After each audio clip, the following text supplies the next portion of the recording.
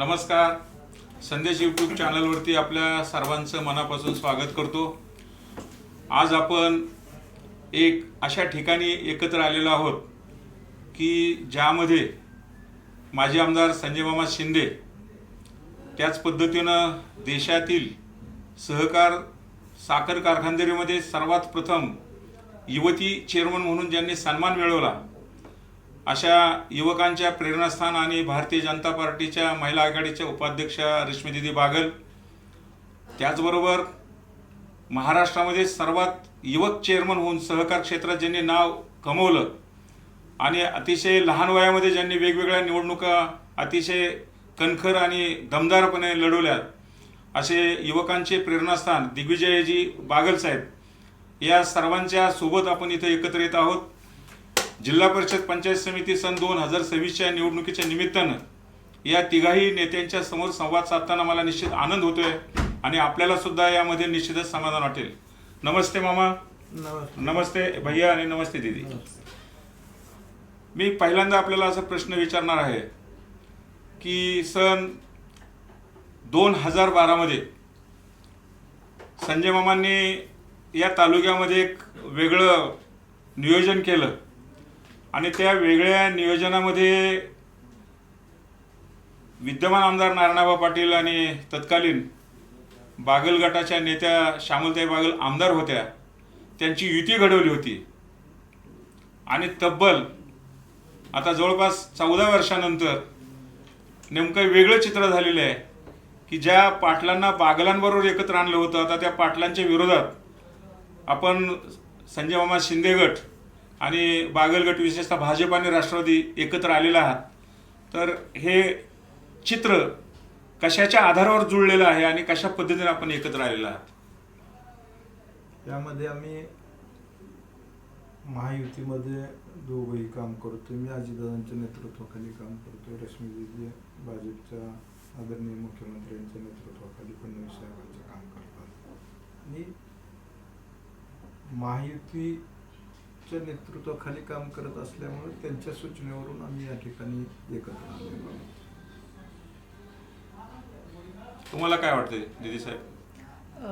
आता जसं आदरणीय मामांनी सांगितलं तसं संपूर्ण राज्यभरामध्ये महायुतीच्या माध्यमामधून आदरणीय मुख्यमंत्री देवेंद्रजी फडणवीस साहेब, आदरणीय उपमुख्यमंत्री अजितदादा पवार साहेब, ह्या दोघांनी विकास कामांचा प्रचंड मोठा झंझावात आणलेला आहे. आणि जिल्हा परिषद पंचायत समितीसारखीची जी निवडणूक आहे, जी करमाळा तालुक्यामध्ये विकास वाहिनी म्हणून वेगवेगळ्या योजनांच्या निमित्ताने येणार आहे, त्या निवडणुकीसाठी महायुतीतून युतीतून आम्ही एकत्र यावं, दोन्ही पक्षांनी एकत्रित यावं आणि ही निवडणूक लढवावी असा आदेश आम्हाला दोन्ही पक्षांच्या नेत्यांनी दिला आणि त्यानुसार, त्या मार्गदर्शनानुसार आम्ही एकत्र आज निवडणूक लढवतो. खरं तर राज्य पातळीवर जरी आदेश असला तरी या तालुक्याची गरज आणि 2 गट किंवा 2 पक्षाच्या विजयाच्या गणिताच्या दृष्टीनं आपलं झालेलं या ठिकाणी युतीचं गणित हे अतिशय महत्त्वाचं आहे. कारण 2017 मधल्या ज्या निवडणुका आहेत त्या निवडणुका आपण पाहिलं असेल, संजय मामा महायुतीच्या नेतृत्वाखाली त्यांनी लढवल्या होत्या. एका बाजूला राष्ट्रवादीच्या माध्यमातून आपण उभे होते आणि बाकी शिवसेना आणि काँग्रेस एकत्र होती. आणि त्यावेळेला तुमच्या 2 गटाच्या बेरजा केल्या तर शिवसेना आणि काँग्रेसची मतं तुमच्या दोन्ही उमेदवारांपेक्षा कमी होती. त्यामुळे ही जी युती होती ती युती अतिशय महत्त्वाची आहे. पण मला असं एक म्हणायचं आहे दीदी साहेब तुम्हाला की अशी सध्या तरी एक चर्चा आहे की भारतीय जनता पार्टी आपल्यासोबत असताना सुद्धा भारतीय जनता पार्टीच्या माध्यमातून दुसऱ्या आघाडीला सुद्धा अंतर्गत सहकार्य केलं जातं किंवा त्यांना सुद्धा त्या पद्धतीनं काही तंत्रमंत्र दिले जात आहेत. याबाबत तुम्हाला काय माहीत आहे का किंवा कसं गणित आहे काय? निवडणुका 2 प्रकारे लढल्या जातात, एक विकास कामांच्या मुद्द्यांवरती आणि दुसरं वेगवेगळ्या अफवा पसरून. आपण मांडलेला मुद्दा हा मला त्यातल्या दुसऱ्या प्रकारातला वाटतो. भाजप हा पक्ष असा आहे की जो कार्यकर्त्याला ताकद दिली की तो मनमोकळेपणाने पूर्णपणे देतो आणि तसं असतं तर सदर लोकांशी, सदर व्यक्तींशी, सदर पक्षाशी रितसर बसून एकत्रितपणे आम्ही निवडणुका लढवल्या असतात. त्यामुळे मला असं वाटतं की ही फक्त अफवा आहे आणि याचं उत्तर देणं योग्य वाटत नाही. तसं माझा अनुभव सांगतो, करमाळा तालुक्यामध्ये अफवांवरतीच निवडणूक मोठ्या प्रमाणामध्ये केल्या जातात. म्हणजे वेगवेगळे नरेटिव्ह सेट करणं. म्हणजे आता आमची युती झाली म्हणलं की लगेच पटकन मनापासून झाली नाही. किंवा ह्या ज्या पद्धती करमाळा तालुक्यातल्या राजकारणाच्या आहेत त्याच्यामध्ये अशा प्रकारचे नरेटिव्ह सेट केले जाते. मला एक असं थोडंसं असं बोलायचं आहे की ही युती जर 12 जानेवारीच्या अगोदर झाली असती तर मामा आपल्यातले काही मोहरे नेमके या निवडणुकीच्या मोसमामध्ये 12 जानेवारीनंतर पाटील गटामध्ये गेलेले आहेत आणि त्यांना उमेदवार सुद्धा दिले आहेत. कदाचित ही जर युती अगोदर झाली असती तर काही आपल्यातले किंवा काही बागल गटाकडून म्हणजे बागल गट म्हणून असणारे काही कार्यकर्ते जे बाहेर पळालेत किंवा बाहेर जाण्याचा त्यांनी एक रस्ता शोधलेला आहे तो त्यांचा रस्ता बंद झाला असता. तुम्हाला काय वाटतं? नाही, आता प्रत्येक निवडणुका बघितल्या तर कुठेतरी हे व्हायलेशन आपल्याला पाहायलाच मिळते. म्हणजे असं काही समजायचं कारण नाही की बाबा जाणं येणं उद्या अजून ह्या उमेदवारीवरनं असं काही समजायचं कारण नाही उद्या तिकडचे इकडे येऊ शकते. ही प्रक्रिया चालत असते आणि विशेषतः निवडणुकीमध्ये त्याचं प्रमाण जास्त राहतं निवडणुका. आता मी प्रिन्स भाईला प्रश्न विचारतोय. आता आमच्यातलेच गेलेले दिसले विधानसभेला जे बरोबर होते त्यांच्या ती नाहीत हा प्रश्न तुम्ही मला विचारत नाही ना. नाही, तो कसं आहे की आपल्या मेळ्यामध्ये आपलं एक महत्वाचं एक वाक्य होतं आणि त्याला आज मोहिते गट आणि भाऊंचा गट त्यांच्याबरोबर दिसत नाही. भाऊंनी काल बाहेर राहायची भूमिका घेतली. हा प्रश्न तुम्ही वास्तविक विचारायला तो जो प्रश्न आहे तो त्यांचा प्रश्न आहे. मी तो प्रश्न आपल्याला काय विचारल्याचं कारणच आहे की आपल्या 12 जानेवारीच्या मेळाव्यामध्ये सर्वात महत्वाची भूमिका आपण मांडली की माझे कार्यकर्ते माझ्या बरोबर आहेत. बरोबर आहे. हा, आणि त्याचा मला अभिमान आहे. असं असताना सुद्धा काही कार्यकर्ते गेले. मला असं वाटतं की ही युती जर अगोदर झाली असती त्यांच्या लक्षात आलं असतं की आपल्याला जाणं. हा काय एवढा हायलाइट करायसारखा मुद्दा नाही ना. आज गट गेलेलं तुम्ही विचारत नाही आणि एक कार्यकर्ता गेलेला विचारताय. मामा, एक कार्यकर्ता किंवा एक मतदार सुद्धा आपण पाहिलं की एक मतदार सुद्धा या तो महत्वाचा आहेच पण गट गेला तरी सुद्धा त्याच्यावरती प्रश्न विचारत नाहीये तुम्ही. मामांच्या म्हणण्याचा अर्थ असा आहे की या ज्या घडामोडी आहेत दोन्ही बाजूनी सुरू आहेत आणि हा निवडणुकीचा भाग आहे. एकीकडे गट गेलेले तुम्हाला म्हणजे निदर्शनास कार्यकर्ता महत्वाचाच आहे. कार्यकर्ता गेलेला कसं निदर्शनास येतो असं माझं मत आहे. आता परिस्थिती अशी आहे मामा की तुमची बाजू वेगळी आहे, त्यांची बाजू वेगळी आहे. त्यांचे गट गेले तर आम्ही त्यांना विचारणार. माझ्या समोर आता असा प्रश्न आहे की जेव्हा राष्ट्रवादी आणि भाजप एकत्र येतात तेव्हा आता या निवडणुकीच्या निमित्ताने खूप भाऊगर्दी आहे. म्हणजे एका जागेसाठी जिल्हा परिषदेला कमीत कमी 6 आणि जास्तीत 14 उमेदवार आहेत. पंचायत समितीच्या एका गणामध्ये एका उमेदवाराचे एका जागेसाठी कमीत कमी 9 ते 31 उमेदवार उभे आहेत.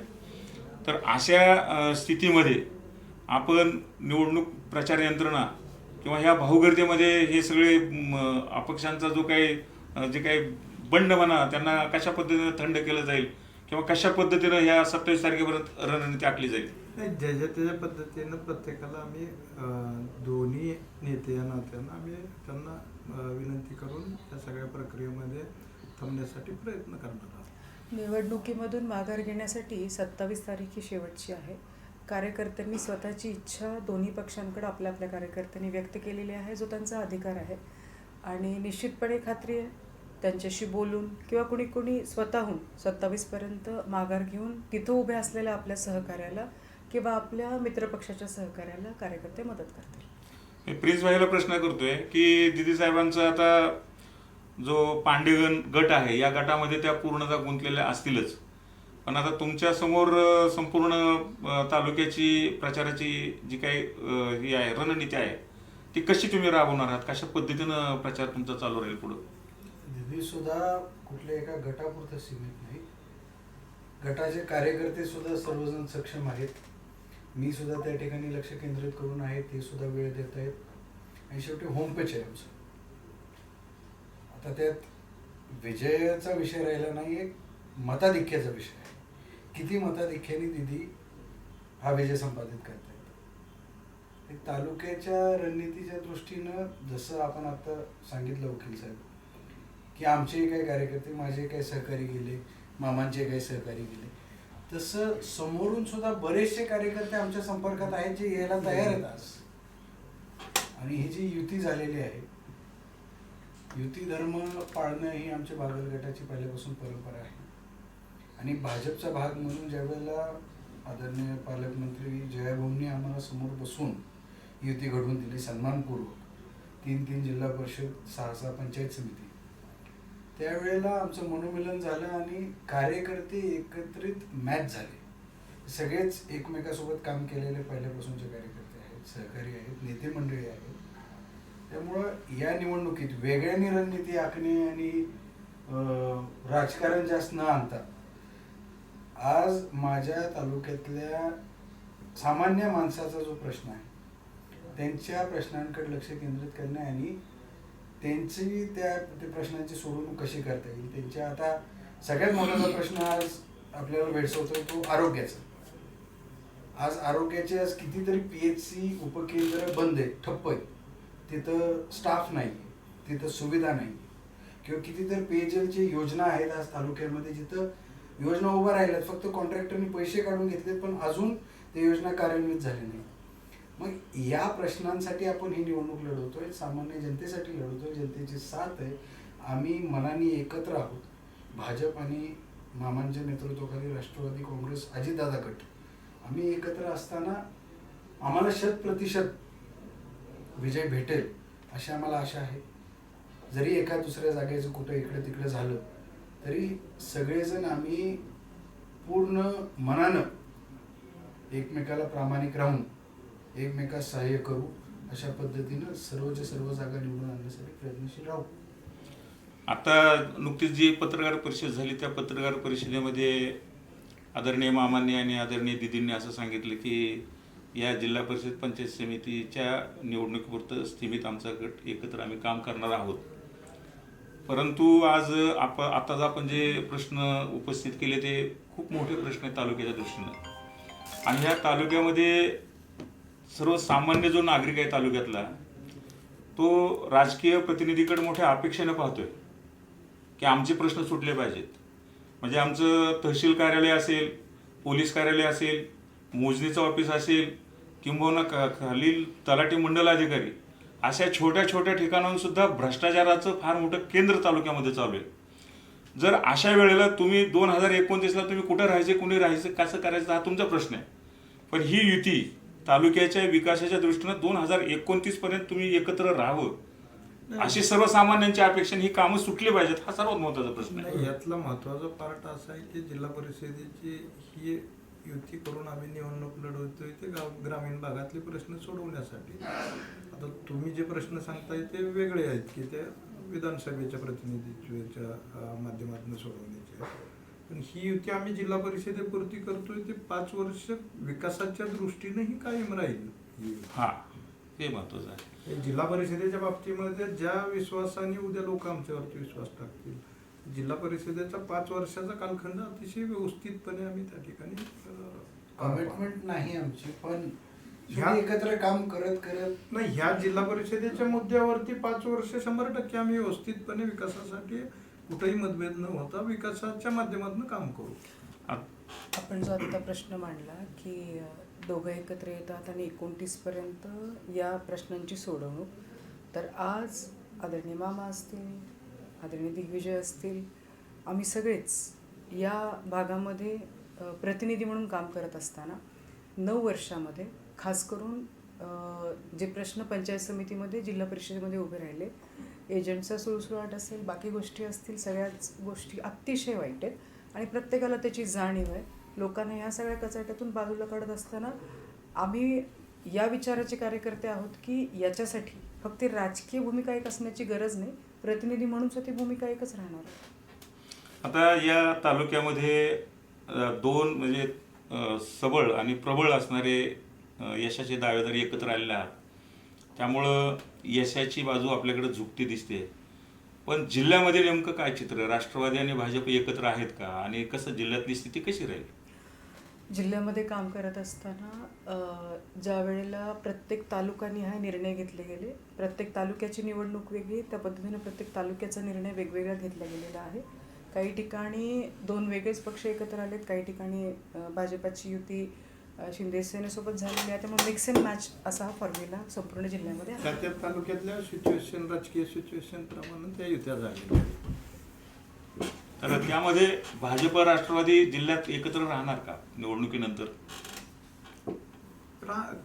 पुढचे समीकरण शेवटी आता तुम्ही बघताय की अनेक ठिकाणी राज्यामध्ये वेगवेगळी उदाहरणं पाहायला मिळते. म्हणजे काही ठिकाणी भाजप आणि राष्ट्रवादी आहे, काही ठिकाणी एकनाथ शिंदे आणि भाजप आहेत, काही ठिकाणी एकनाथ शिंदे आणि राष्ट्रवादी, अशा अनेक तिथल्या परिस्थितीवरती ते उदाहरणं आहेत. तिथे सुद्धा उद्या भविष्य काळामध्ये निकाल काय पद्धतीने लागतील त्याच्यावरती ही स्थिती राहील असं मला वाटतं. आपण सत्ता स्थापनेबद्दल बोलत असाल तर आम्ही समविचारी आणि राज्य पातळीवरती एकत्र करणारे 2 पक्ष, एकत्र काम करणारे 2 पक्ष आहोत आणि निश्चितपणे ज्या अर्थी आता एकत्र लढतोय त्या अर्थी भविष्यात एकत्र राहण्याची भूमिका राहतेच.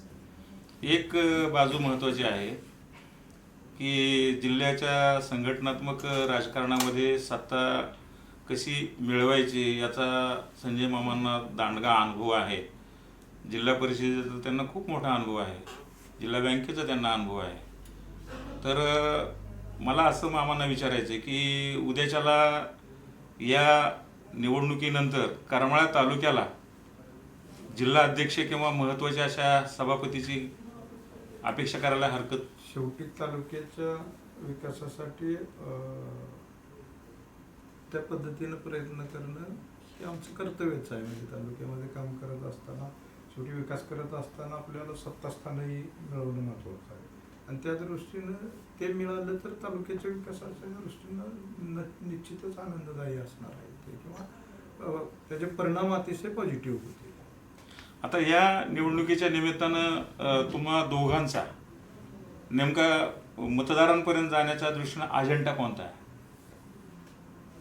एकतर जिल्हा परिषद ही संस्था आहे, ते काम करण्याच्या दृष्टीनं गाव पातळीवरच्या सगळ्याच प्रश्नांची, गाव पातळीवरचे जे छोटे छोटे प्रश्न आहेत, आरोग्याचे असू द्या, शिक्षणाचे असू द्या, सांडपाण्याचे असू द्या, पिण्याचे पाणी, देवाबत्ती, आरोग्य, ह्या सगळ्यामध्ये अतिशय मोठ्या प्रमाणामध्ये तिथं काम करता येतं. की प्रश्न छोटे छोटे असतील पण काम करायला विकासाच्या दृष्टीनं फार मोठी संधी त्या ठिकाणी असते. मीही बघितलं, मी जिल्हा परिषदेचा अध्यक्ष म्हणून काम केलंय, उपाध्यक्ष म्हणून काम केलंय, बांधकामचा सभापती म्हणून काम केलंय, त्या ठिकाणी पंचायत समितीचा सभापती म्हणून काम केलंय. पण ग्रामीण भागाच्या विकासाच्या दृष्टीने ही अतिशय महत्त्वाची संस्था आहे. कारण बजेट जर बघितलं तर तुम्ही DPDCचं बजेट आपलं सगळं समजा 500 कोटीचं असेल तर त्यामध्ये 100-150 कोटी नगरपालिकेचं, महापालिकेचं बजेट राहतं. बाकी 300-350 कोटी रुपये आपल्या जिल्हा बाकीच्या विभागाचे असते. तर त्या 300-350 पैकी 300 कोटी रुपयाचं बजेट हे जिल्हा परिषदेच्या हेडवरती येतं. म्हणजे यातल्या DPDCच्या हेडमधले माझ्या माहितीप्रमाणे 90% हेड हे जिल्हा परिषदेकडे आहेत. त्याचे 30-54 असू द्या, 50-54 असू द्या, ह्या सगळ्यामधून जो निधी दिला जातो तो जिल्हा परिषदेच्या माध्यमातून दिला जातो. प्लस स्टेट लेवलचा काही निधी असेल, केंद्राचे काही पैसे असतील, आरोग्याच्या दृष्टीनं केंद्राचे फार म्हणजे 500-600 कोटी रुपयाच्या आसपास जिल्हा परिषदेमध्ये विकासाची प्रक्रिया त्या ठिकाणी होऊ शकते. त्या दृष्टीनं ही संस्था अतिशय महत्त्वाची आहे. करमाळा तालुक्यामधले खूप जिव्हाळ्याचे प्रश्न मागच्या जसं मी सांगितलं की 9 वर्षापासून प्रलंबित आहेत. कोर्टी पाणी पुरवठा योजना असेल, जेऊर पाणी पुरवठा योजना असेल, कोळगावची योजना असेल, याच्यासारख्या पाणी पुरवठा योजना झाल्या.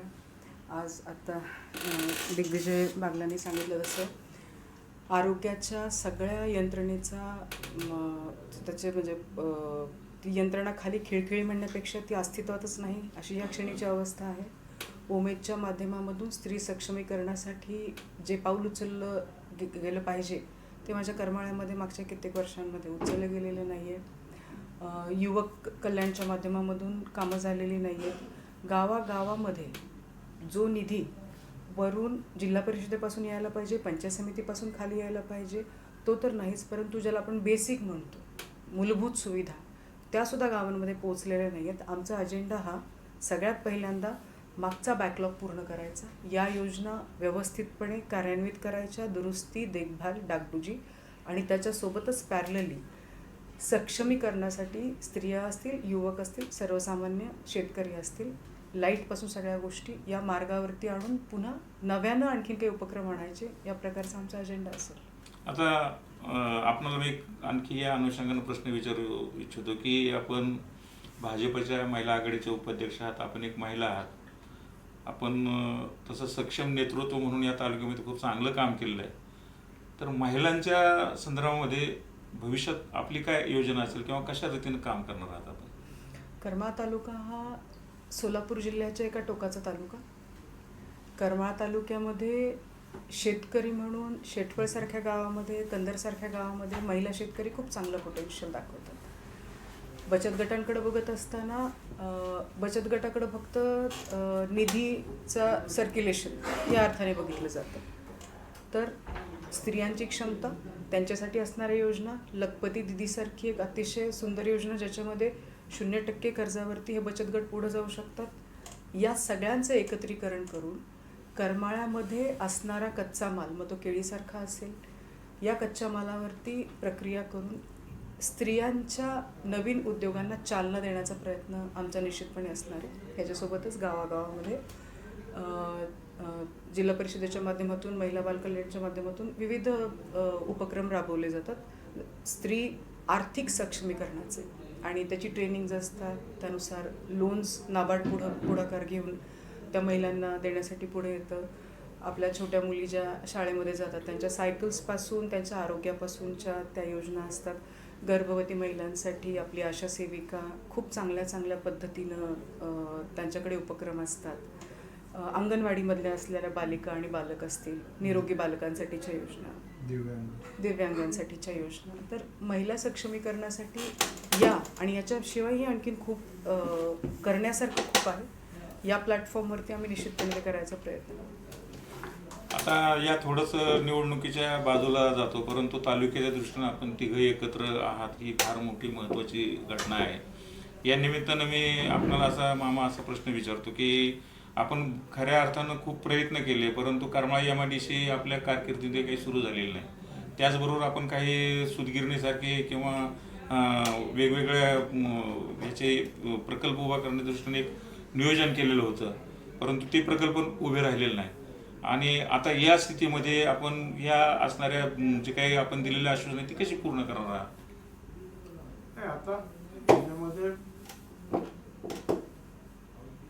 उद्योगाच्या दृष्टीनं नवीन केंद्राचे आता नवीन काही पंचवार्षिक योजना ज्या सुरू होतात, आता प्रत्येक गोष्टीची जे धोरण सुरू आहे त्यामध्ये मध्यंतरीच्या कालावधीमध्ये ते धोरणं करत असताना थोडे वेळ झाले. म्हणजे आता वस्त्रोद्योगच्या बाबतीतलं धोरण वाटतं 2012 पासून साधारणतः 17 पासून तो प्रयत्न मी करत होतो.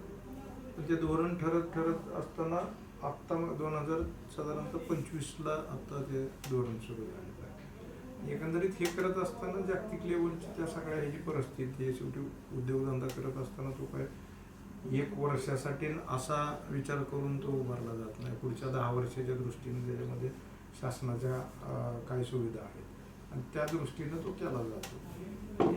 आता नवीन ह्याच्यामध्ये ज्या संधी असतील तर त्या नक्कीच आपण या ठिकाणी करायचा प्रयत्न करणार आहोत. कुठलाही उद्योग येण्यासाठी आणि MIDCसाठी 5 म्हणजे आपण ज्याला 5 स्टार्स म्हणतो, कौशल्य आहे, रस्ता आहे, अप्रोच रोड, वीज आहे, त्याच्यानंतर पाणी आहे, सगळ्यात महत्त्वाचं पाणी.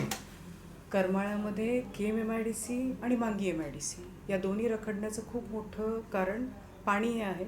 यासाठी KM उपसा सिंचनसारखी योजना, KMच्या आसपास पाणी येणं, त्याचबरोबर मांगी तलावामध्ये सातत्यानं पाण्याचा साठा पूर्णपणे राहणं, या 2 गोष्टी अतिशय महत्त्वाच्या आहेत. मधल्या काळामध्ये काही गोष्टी मला वाटतं आपल्या ऐकण्यात आल्या असतील, तो प्रश्न आपण विचाराल मला कल्पना नाही, परंतु मांगी तलावामधून आणखीन कुठे पाणी देण्याचा जो विषय झाला त्या बाबतीमध्ये शासन स्तरावरून बोलणी झाली. त्या बाबतीमध्ये आम्ही आमची भूमिका भाजपच्या वतीनं करमाळा तालुक्यामधून स्पष्टपणे सांगितलेली आहे की करमाळा तालुक्यामध्ये कुकडीच्या माध्यमातून मांगी तलावामध्ये येणारं पाणी आजही वितरण व्यवस्थेनुसार जो नियम आहे हेड टू टेल जात नाही आहे. आमच्या हक्काचं पाणी आम्हाला आजही मिळत नाही आहे. आज KM उपसा सिंचनसारखी योजना आणखीन थांबलेली आहे MIDC परंतु करमाळा तालुक्याच्या हक्काचं एक टिपूसी पाणी बाहेर जाऊ नये, उलट या MIDCs होण्यासाठी, सक्षम होण्यासाठी तिथं पाणी आणण्याची आवश्यकता आहे. जोपर्यंत हा विचार होत नाही तोपर्यंत आपण MIDCच्या दृष्टीने पुढचं पाऊल टाकू शकतो नाही, असं मला वाटतं. आता एकंदरीत आपण सर्व प्रश्नाची खूप समाधानकारक उत्तरं दिलेली आहेत.